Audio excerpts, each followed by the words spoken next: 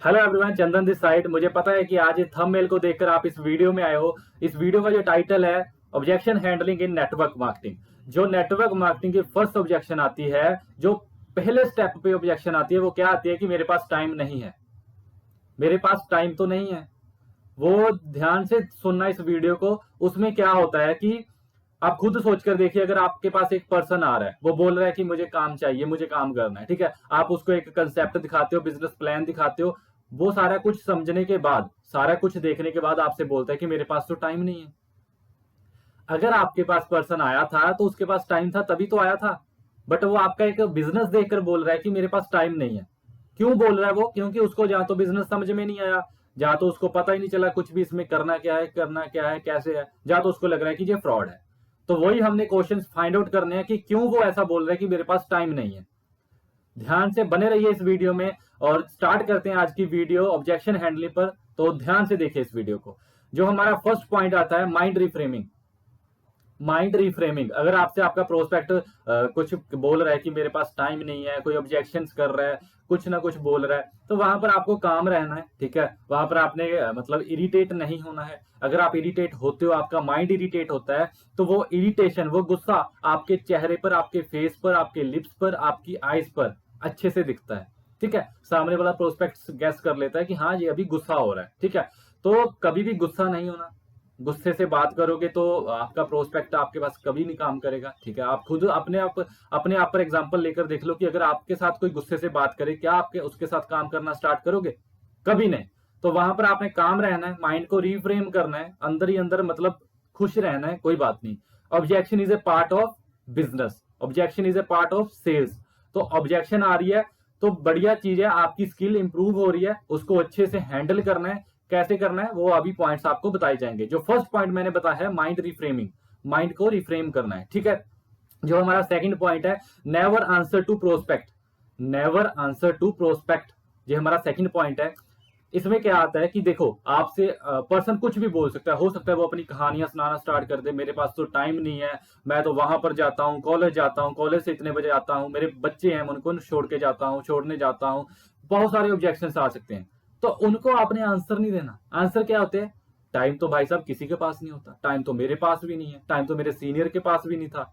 ऐसे उसको आंसर नहीं देने। ये आंसर है उसके क्वेश्चनिंग का। अगर आपने ऐसे क्वेश्चन दे दिए, ठीक है, इसमें क्या होगा, आप आर्गुमेंट में तो विन हो जाओगे। हमें आर्गुमेंट विन नहीं करना। अगर आप आर्गुमेंट विन करोगे तो आप अपना प्रोस्पेक्ट लूज कर दोगे, ठीक है ना। आर्गुमेंट विन नहीं करना। अगर आप उसको किसी भी क्वेश्चन का आंसर देते हो तो आर्गुमेंट खत्म हो जाता है। हमें आर्गुमेंट खत्म नहीं करना। अगर आर्गुमेंट खत्म करोगे तो आपका प्रोस्पेक्ट लूज हो जाएगा। आर्गुमेंट को कंटिन्यू करना है।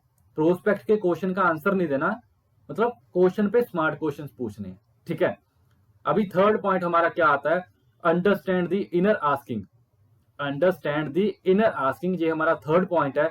इसमें क्या आता है कि देखिए, वो जो फेस से बोल रहा है, जो मुंह से बोल रहा है, वो चीजें वो पूछना ही नहीं चाहता। वो अंदर से आपसे क्या पूछना चाहता है, ये कंपनी फ्रॉड तो नहीं है? ये कंपनी भाग तो नहीं जाएगी? क्या मैं कर सकता हूं? ऐसे उसके क्वेश्चनिंग आ रही है। वो क्यों आ रही है? तीन तरीके में ऐसी क्वेश्चनिंग आती है। फर्स्ट फर्स्ट क्या आती है? Lack of trust on concept. उसको जो आपने मॉडल बताया है, उसको जो आपने बिजनेस बताया है, उसको जो कंसेप्ट बताया है, उसको उसके ऊपर ट्रस्ट ही नहीं है। उसको पता ही नहीं चल रहा है कि ये कंपनी भाग ही ना जाए, फ्रॉड ना हो, ठीक है। उसको कंसेप्ट पे ट्रस्ट नहीं है। सेकंड पॉइंट हमारा क्या आता है? Lack of trust on them self. उनको अपने आप ट्रस्ट होता है, अपने ऊपर ट्रस्ट होता है कि क्या मैं कर पाऊंगा, क्या मेरे से हो पाएगा, अगर मैं टाइम भी देता हूं क्या मुझे इससे कुछ बेनिफिट हो पाएगा, क्या मैं कर पाऊंगा। ये हमारा आता है सेकंड पॉइंट। और हमारा थर्ड पॉइंट क्या आता है? Lack of trust on you. उस पर्सन को आपके ऊपर ट्रस्ट नहीं है। उसको लगता है कि ये कोई फ्रॉड है। उसको लगता है कि सच में क्या इतना अच्छा कुछ हो सकता है। तो ये तीन चीजों की वजह से वो इनर आस्किंग करना चाहता है। बट आप स्मार्ट हो, आप समझ चुके हो इस बातों को, क्योंकि आपके पास एक्सपीरियंस है, ठीक है। बट आप उसको डायरेक्टली आंसर भी नहीं दे सकते इन चीजों का। तो वहां पर क्या करना है, अभी जो ऑब्जेक्शन हैंडलिंग आती है, असली ऑब्जेक्शन हैंडलिंग अभी आती है कि ऑब्जेक्शन को कैसे हैंडल करना है। अभी तो मैंने बता दिया कि इस सिचुएशन में कैसे कैसे रहना है, ठीक है। अभी मैं बताऊंगा कि ऑब्जेक्शन को हैंडल कैसे करना है। तो ध्यान से सुनिए, वीडियो यहां से स्टार्ट होती है, असली वीडियो, ठीक है। फर्स्ट क्या करना है आपने? Listen carefully. Listen carefully act as a surprise, listen carefully, act surprise. कैसे हो सकता है वो आपको बताना स्टार्ट कर दे, मेरे पास टाइम नहीं है, मेरे पास तो ये है, ये प्रॉब्लम है मेरी, ऐसा है मेरे साथ, सारा कुछ बताएगा। तो उसको सुनना है। भगवान ने 2 कान दिए, 1 मुंह दिया है। ज्यादा सुनो, कम बोलो। तो ज्यादा सुनो उसको। अगर आप उसको सुनोगे ना, उसको एक टाइम की वैल्यू दोगे, उसको एक वैल्यू दोगे कि हाँ मैं सुन रहा हूं आपको। उसको लगना चाहिए जो पर्सन मुझे अभी भी सुन सकता है तो वो आगे जाके भी मुझे सुनेगा। ठीक है, तो सुनना है उसको, एक पॉजिटिव वे में सुनना है, अच्छे से समझना है उसकी फीलिंग्स को। ठीक है।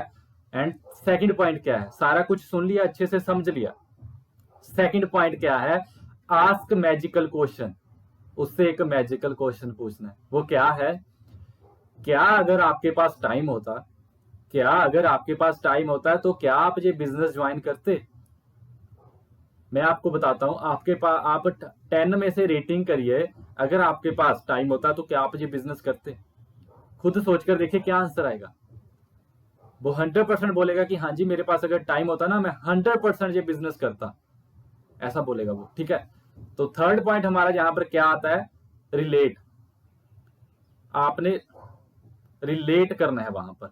रिलेट कैसे करना है, स्टोरी बतानी है। रिलेट पहले कैसे करना है उसके साथ, सच में मेरे पास भी पहले ऐसा ही था, मेरे पास जब मैंने स्टार्ट किया था मेरे पास भी ऐसा ही था, टाइम नहीं था। रिलेट करो।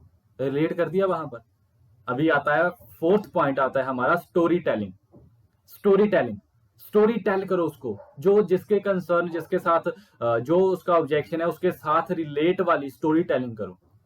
आप बता सकते हो कि देखिए आपके पास भी ऐसा है, जब मैंने पहले स्टार्ट किया था, 6 महीने मैंने जब पहले स्टार्ट किया था तब मेरे पास भी यही ऑब्जेक्शंस थी, मेरे पास भी यही था कि मेरे पास टाइम नहीं है, क्योंकि मैं एक जॉब पर्सन हूं। ठीक है, जॉब के साथ साथ मुझे ये कंटिन्यू करना था, तो मेरे पास भी टाइम नहीं था। बट मेरे सीनियर ने जो मुझे बताया, मेरे सीनियर ने जो मुझे बताया, क्या आप सुनना चाहते हो? उससे क्वेश्चन करो, क्या आप सुनना चाहते हो? ऐसा नहीं कि आप उसको थोपे जा रहे हो, बताए जा रहे हो, वो सुनना ही नहीं चाहता। तो उससे पूछो, क्या आप सुनना चाहते हो? वो बोलेगा कि हाँ जी मैं सुनना चाहता हूं, बताइए मुझे। वहां पर क्या स्टोरी बतानी है, देखिए जब मैंने 6 महीने पहले स्टार्ट किया था मेरे पास भी ऐसा ही ऑब्जेक्शन था कि मेरे पास तो टाइम ही नहीं है बिल्कुल भी।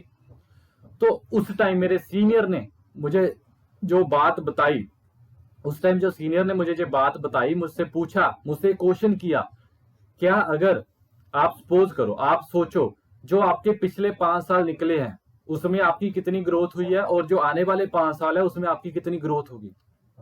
भाई साहब मैं हिल गया अंदर से कि पिछले 5 सालों में मैंने क्या किया और आने वाले 5 सालों में मैं क्या करूंगा।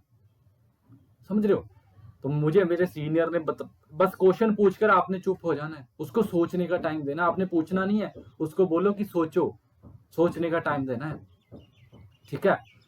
एंड फिफ्थ क्वेश्चन क्या आता है, वहां पर उससे पूछना है, अगर मैं आपको आपका ये टाइम निकालने में हेल्प करूं, अगर मैं आपको ये टाइम निकालने में हेल्प करूं, आपको एक रोड मैप दूं।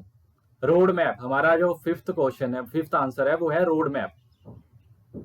पॉइंट जो है रोड मैप, कि मैं अगर आपको 6 महीने का रोड मैप बनाकर दूं, टाइम टेबल बनाकर दूं कि अगर आप इस तरीके से काम करोगे तो क्या आप करना चाहोगे? खुद सोचकर देखिए क्या आंसर आएगा। ऑफ कोर्स वो बोलेगा कि यस, अगर आप मेरे को इतना टाइम दे रहे हो तो मैं भी आपको 2 से 3 घंटे टाइम दे सकता हूं। तो ऐसे आपने ऑब्जेक्शन हैंडलिंग करनी है। ठीक है, इरिटेट नहीं होना है। Objection is a part of process, objection is a part of business, objection is a part of sales. अगर सेल्स है तो ऑब्जेक्शंस आएंगे ही आएंगे। ठीक है, तो ये मैटर करता है कि ऑब्जेक्शंस कितनी आती है, आपकी स्किल कितनी इंप्रूव होती है। हो सकता है मेरी वीडियोस आपको अच्छी लगी हो तो वीडियो को लाइक जरूर करिए, इस चैनल को सब्सक्राइब कर लीजिए और अपनी टीम में वीडियो को शेयर कर दीजिए। हो सकता है किसी भी पर्सन को मेरी वीडियो से वैल्यू मिल सके। बाकी all the best, take care.